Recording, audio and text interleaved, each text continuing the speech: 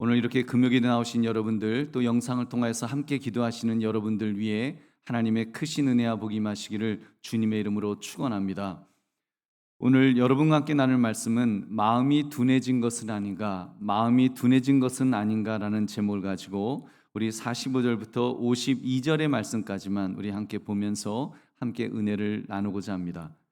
지난 주일은 그 부활주일이었습니다. 예수님께서 사망 권세를 이기시고 다시 사신 날, 우리의 죄값을 대신 치르시기 위해 죽으셨을 뿐만 아니라 다시 사신 날입니다. 그렇기 때문에 기독교인에게 있어서 부활절은 축제일입니다. 그리고 부활절은 우리의 믿음을 더욱 강하게 만드는 신앙을 대다짐하는 그런 날이기도 하는 것입니다. 그렇다면 적어도 부활절이 지난 다음에는 좀 무언가 힘을 내어서 으쌰으쌰 힘을 내는 모습이 있어야 되지 않겠습니까? 여러분, 기도하면 금방 응답받을 것 같은 좀 그런 확신을 가지고 정말 부활하신 예수님이 나와 함께 하신다, 좀 이런 마음을 가지고 우리가 살아가야 되지 않겠냐는 말입니다. 여러분, 사망 권세를 이기시고 부활하신 예수님이 나의 주인이신데, 주님이신데, 여러분, 그런 좀 뭔가 극적인, 적어도 그 절기를 지내면서 그런 극적인 변화가 우리에게 있어야 되지 않겠냐는 말입니다. 근데 여러분은 지난 일주일 그런 강력한 그런 에너지를 느끼면서 막 적어도 새로운 힘을 느끼면서 그렇게 일주일을 보내셨는지요? 여러분, 지난 일주일 한번 생각해 보시면서 내가 정말 부활의 주님께서 그 힘을 주셔서 부활의 주님을 바라면서 내가 정말 부활하는 것 같은 그런 어떤 새로운 그런 힘을 가지고 그렇게 살았는지, 마치 여러분 정말 우리가 심폐소생이라 그러잖아요. 소생하는 것 같은 그런 힘을 여러분 내가 느꼈는지 한번 돌아보자는 것입니다. 만약 그렇지 않다면 무언가 나에게 부족한 문제가 있었던 것은 아니겠습니까? 오늘 말씀, 마음이 둔해진 것은 아닌가라는 제목을 가지고 나의 신앙의 모습을 점검하시는 이 밤이 되시기를 주님의 이름으로 축원합니다. 오늘 본문은 오병이어의 기적이 일어난 직후의 사건입니다. 예수님께서 물고기 2마리와 보리떡 5개를 가지고 남자만 5,000명을 먹이신 놀라운 기적이 일어났습니다.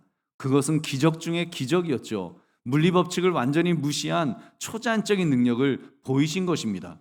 여러분, 질량이라는 것은 고정되어 있기 때문에 절대로 생성되거나 소멸될 수 없다. 질량 보존의 법칙, 여러분 이건 불변의 법칙인데 그것이 깨어진 사건이 바로 오병이어의 사건입니다. 제자들 모두는 그것을 두 눈으로 목도했습니다. 직접 그 떡을 떼고 직접 그 떡을 먹으면서 직접 체험한 사람들이 바로 제자들이었습니다.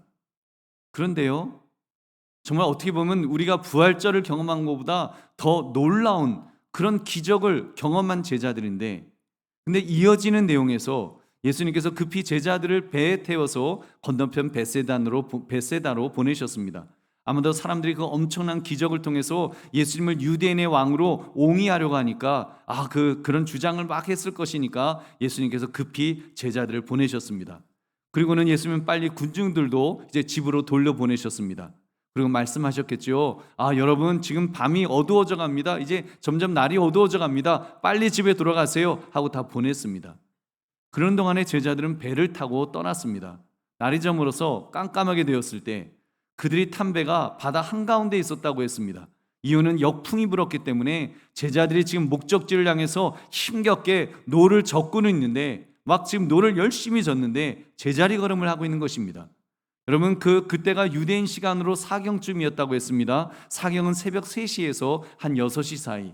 그러니까 그들이 밤이 거의 꼴딱 새도록 바다에서 막 사투를 벌이고 있었다는 것을 알 수 있습니다. 그때 예수님께서는 걸어서 그 제자들이 있는 배로 가셨습니다.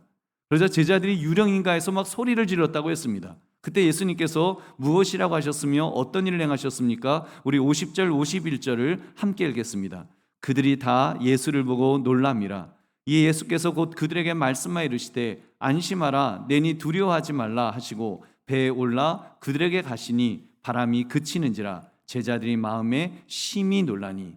예수님은 안심하라, 내니 두려워하지 말라, 그리고는 배에 오르셨습니다. 그러자 바람이 그쳤습니다. 기적이 일어난 것이죠. 예수님이 걸어오신 것도 기적이지만, 물 위를 걸으신 것도 기적이지만, 바람이 멈춘 것도 기적입니다. 그래서 그때 제자들의 마음이 심히 놀랐다고 그랬습니다. 그 놀란 이유를 이어서 설명해 주고 있습니다. 52절 우리 함께 읽겠습니다. 이는 그들이 그 떡 떼시던 일을 깨닫지 못하고 도리어 그 마음이 둔하여졌음이러라. 아멘. 사랑하는 성도님들, 저는 오늘 이 말씀을 읽으면서 이런 생각이 들었습니다. 어떻게 예수님은 오병이어의 기적을 행하시고 이어서 무리를 걸으시는 놀라운 기적을 행하셨을까? 여러분, 물론 예수님은 하나님의 아들이시기 때문에 능치 못하실 일이 없으심에 틀림없습니다. 그러나 여러분, 예수님은 공생애 동안에는 신성과 함께 인성을 가지셨기 때문에 인간의 몸을 입으셨기 때문에 제한되셨습니다. 그 제한이 있었어요. 연약해졌으니까요, 피곤하시기도 했고 배도 고프시고 졸리시기도 하시고, 십자가를 지시기 전에는 겟세마네 동산에 올라가서서 막 아버지여 이 잔을 내게서 옮기시옵소서, 십자가 못 지겠다고 그렇게 십자가를 피하게 달라고 그런 기도까지 하셨던 그런 예수님이십니다. 그만큼 인성으로 인해서 인간의 몸을 입으셨기 때문에 제한을 받으셨다는 말입니다. 근데 예수님은 그 엄청난 사역을 감당하시면서도 힘들다는 말씀 한 번도 하지 않으시고 묵묵히 그 모든 사명을 다 감당하셨습니다. 그것도 피곤하셨어야 할 오병이어의 사건 직후에 더 놀라운 기적을 베풀 수 있으셨을까요? 베푸셨으니까요. 무리를 걸으셨잖아요. 그 바다 한가운데로까지 걸어가시는 동안, 여러분, 무리를 걷을 때 어떤 느낌일지 모르겠지만 걷기가 편하진 않았을 것 같아요. 무리 뭐가 편했겠어요? 예수님은 그 피곤한 몸을 이끄시고도 그 무리를 걸으시면서 제자들에게까지 가실 수 있었습니다. 어떻게 된 것일까요? 여러분, 반면에 제자들은 보면은 예수님께서 오병이어의 기적을 베푸시는 것을 조금 전 자기들이 직접 체험해 놓고도 정말 예수님 그런 기적 행하신 거 보면 정말 산을 옮길 만큼 그런 막 큰 믿음으로 충만했을 텐데, 또 이 풍랑 앞에서 그리고 예수님이 무리를 걸어오시는 모습을 보고는 놀라서 소리를 질렀다라고 성경은 기록하지 않습니까? 사실은 영안이 열려서 와, 우리 예수님이 이번에는 무리를 걸어서 오시네. 어저께는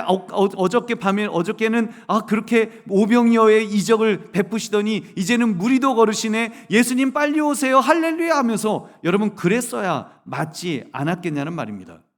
능력을 행한 것도 아니고 그냥 예수님 능력 행하시는 거 구경만 하는 건데, 여러분, 얼마나 그거 못하겠습니까? 성경은요, 예수님은 그렇게 계속해서 능력을 행하시고, 여러분, 제자들은 이렇게 그 낙심하고 믿음에 흔들리는 모습이 있었다는 것입니다. 성경 그 이유를 조금 전 읽었던 52절에서 설명해 주었습니다. 52절을 다시 같이 읽겠습니다. 이는 그들이 그 떡 떼시던 일을 깨닫지 못하고 도리어 그 마음이 둔하여졌음이러라. 떡 떼시던 일을 깨닫지 못하고 오병이어의 이적을 깨닫지 못하고 도리어 마음이 둔하여졌다. 마음이 무뎌졌다. 이전 기적 행하셨던 것을 잊어버렸다고 성경 기록합니다. 왜? 라는 질문을 던져보았습니다. 왜 제자들의 마음은 그렇게 둔하여졌을까? 왜 이렇게 우둔해졌을까? 그리고 그 답을 46절에서 찾아보았습니다. 예수님도 인성을 가지고 계셨었는데, 예수님도 인성으로 분명히 제한되셨다고 말씀을 드렸는데, 도대체 예수님과 제자들 사이에 무슨 차이가 있었던 것일까요? 물론 예수님은 하나님의 아들이시죠. 그렇지만 인간의 몸을 입으셨다고 했을 때 예수님과 제자들 사이에, 여러분, 차이점이 분명히 있었습니다. 그 차이점이 무엇입니까? 우리 46절을 함께 읽겠습니다. 시작. 무리를 작별하신 후에 기도하러 산으로 가시니라. 아멘. 여러분, 예수님은 기도하러 바로 오병이어의 이적을 행하시고 기도하러 산으로 가셨다는 것입니다. 그래서 예수님은 기도하셨습니다. 그러나 제자들은 아니었지요. 제자들은 배를 타고 바다로 나갔기 때문에 기도할 시간이 없었을 것입니다. 물론 예수님께서 먼저 보내셨기 때문에 간 것이죠. 그러나 여러분, 어떤 이유에서건 기도할 시간이 없게 될 때 마음이 둔해지는 것은 어쩔 수 없는 것입니다. 영적으로 무감각해지는 것은 막을 수 없었습니다. 그래서 그들은 오병이어의 기적을 이미 보았음에도 그들은 그것을 그 순간 까맣게 잊은 것입니다. 풍랑 앞에서 다 잊어버렸습니다. 그리고 예수님께서 무리를 걸으시는 모습에 놀라서 어쩔 줄 몰라 했던 그런 제자들의 모습을 우리는 보게 됩니다. 여러분, 사실 이런 일이 벌어질 것이라는 예상을 예수님께서 십자가 지시기 전에 겟셋마네 동산에서 기도하실 때에도 우리가 또 한 번 우리는 확인할 수가 있습니다.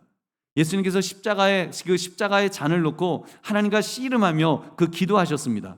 땀방울이 떨어지는데 겟셋마네 동산에서 핏방울이 될 정도로 그렇게 간절하게 기도하셨다 그랬습니다.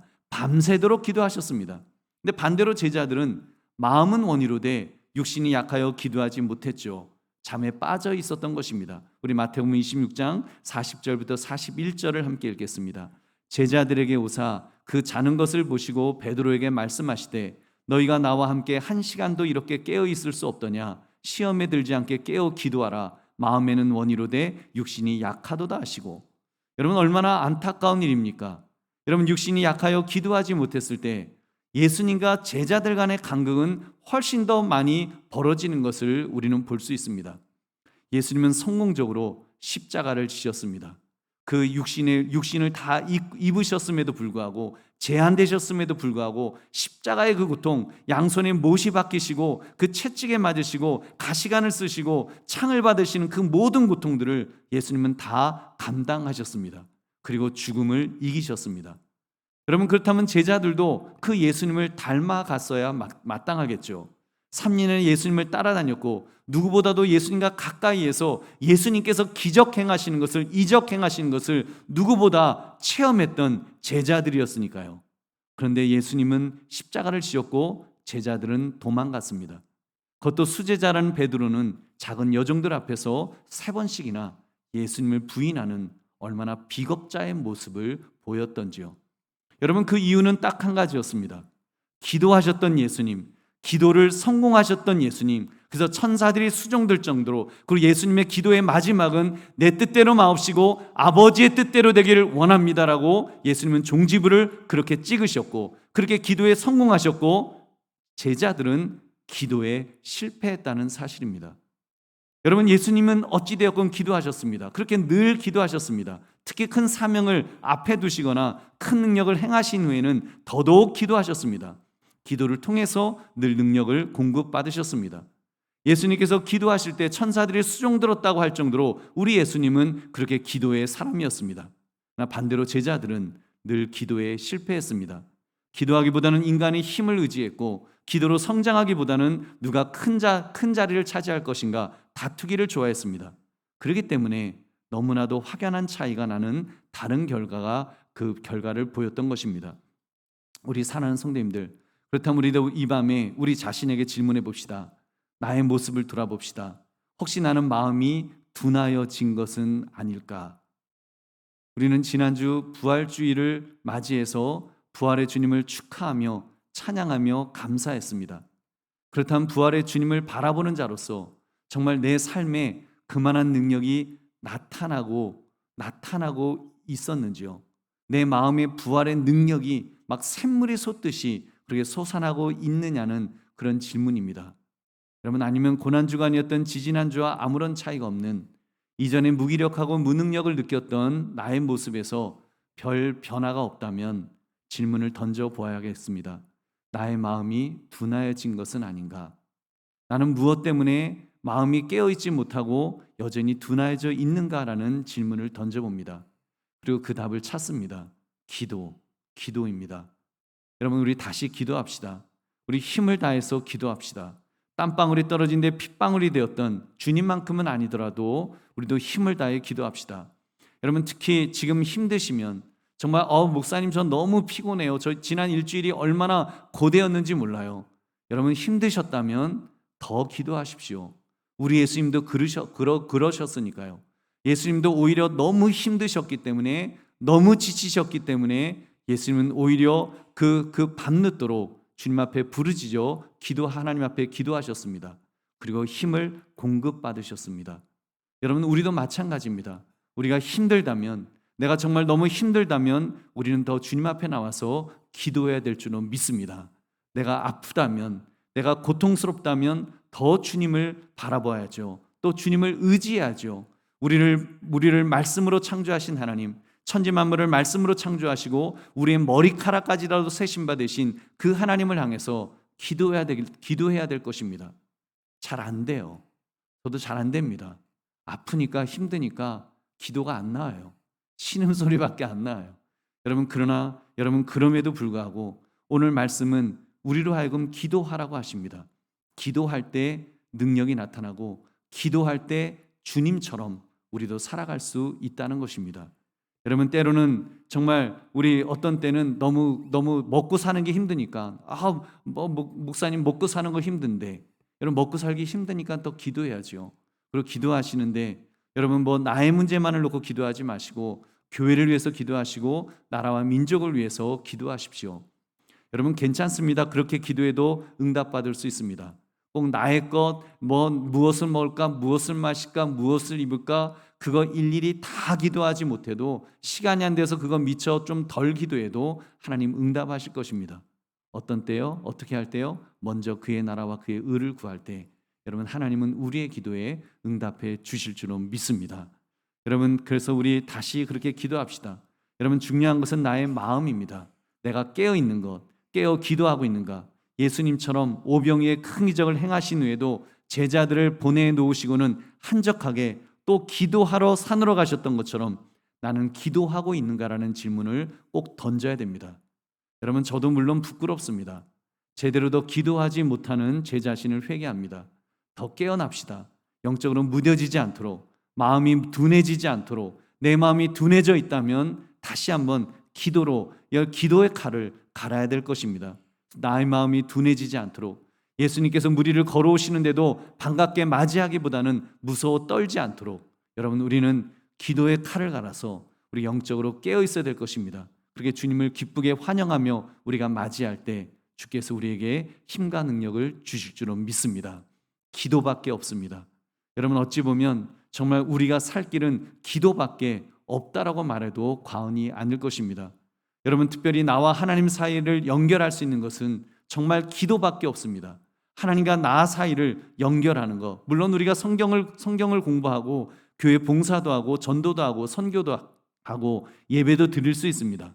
근데 여러분 어떻게 보면 그런 것들은요 좀 일방통행적인 그런 어떤 하나님과의 교제라고 한다면 여러분 이렇게 우리가 기도는요 올려드림과 내리받음이 있지 않습니까? 우리가 하나님 앞에 기도를 올려드리고 하나님은 우리의 기도에 응답하시는 여러분 그런 어떤 소통이 있잖아요. 영적인 소통, 여러분 그런 영적인 호흡 그런 것들이 있지 않습니까? 여러분 하나님과 나를 연결하는 이 소통의 시간 우리 여러분 반드시 여러분 기도하기를 소홀히 하지 맙시다. 더 열심을 다해서 기도합시다. 그래서 한순간도 영적으로 무디어져 있지 않도록 깨어있기를 바랍니다. 그러므로 마음이 둔해진 것인가라는 이 제목처럼 나의 신앙생활에 기도가 약해져서 나의 마음이 영적으로 둔해져 있지 않는가 점검하시고 다시 기도로서 기도의 칼을 갈아서 내가 영적으로 깨어 있을 수 있는 저와 여러분 되시기를 주님의 이름으로 축원합니다.